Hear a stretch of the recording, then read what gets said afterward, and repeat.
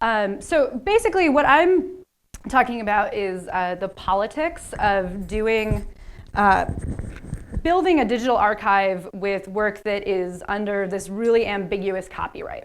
So I'm looking at this material that exists in the Special Collections Library here at MSU.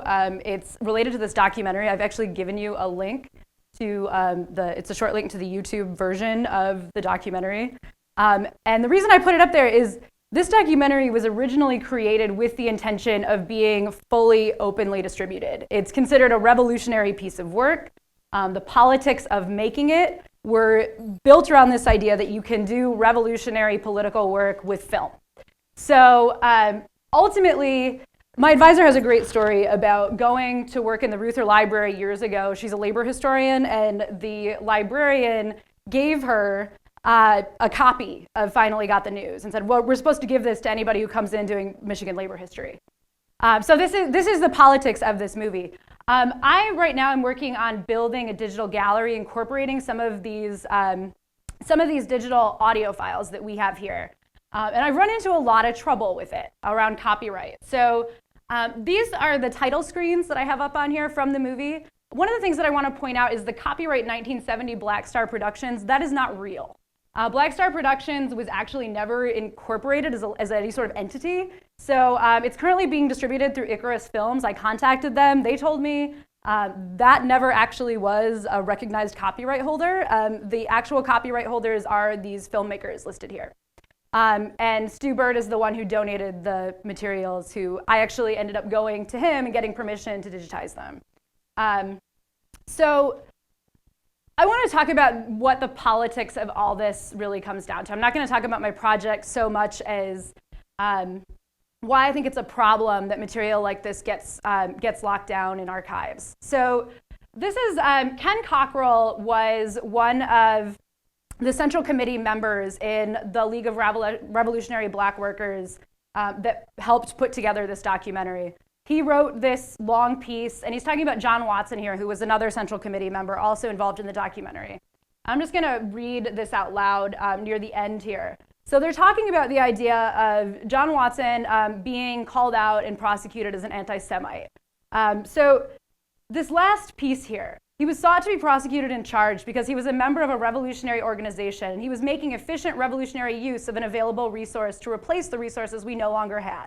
He took over the South End, which is a newspaper. So these are clearly their politics of copyright. Not a whole lot of concern about access and preservation rules. So the material that as it exists now is digitized. It's digitized in pieces in the Vincent Voice Library. You do have to go into the Vincent Voice Library to access them. They don't have, they didn't sign the right form when they donated the material to open them up to the public. So, and these are actually samples of the original reels. So this is kind of the part about sound design that I think that transfers in a little bit with the previous presenter.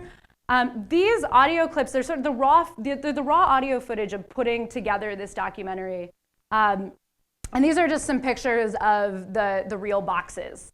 So you can see the one in the middle. I mean, these people were not really super organized.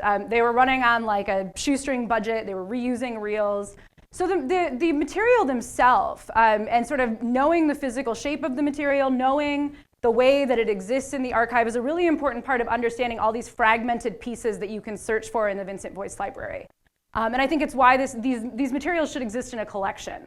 Because the creation of the documentary is a really important part of that historical process, and the idea that film can be revolutionary, but in order to be revolutionary, it has to be accessible. So really, and I'm gonna try to keep it short to get us back on time, but really, these are the questions that I wanna raise. Is the drum logo is one of the subsets of the League of Revolutionary Black Workers, one of the sort of locals. So there's some questions, I think, when we think about open access to archival material. And I'm not a librarian. There are people here who know a lot more about copyright than I do, so I'm not purporting to be an expert. But there are a couple of things that I think really that have been bothering me as I've been working on this process. One is just the question of donor sophistication. Do people really know what they're signing up for when they sign up to donate their material to an archive? Stu Bird really was fine with that material being accessible. He wanted people to be able to get access to it. Did he know that he was signing up to have it really difficult for that to happen? And sort of the institutional assumptions that go into building these things and talking to donors about, and again, this material was donated in 1981. So this is not a conversation really about practices today, but it is something I think that we should keep in mind as we kind of work on building these historical digital archives, is thinking about what is the purpose of the material and what is the positionality of the person who donated it, and should it be accessible? Should it be open? Not all material should be, but I think material like this really does have, it has a place on the open internet. And I think that makes sense. So I'm done. And all my presentations, I'm done.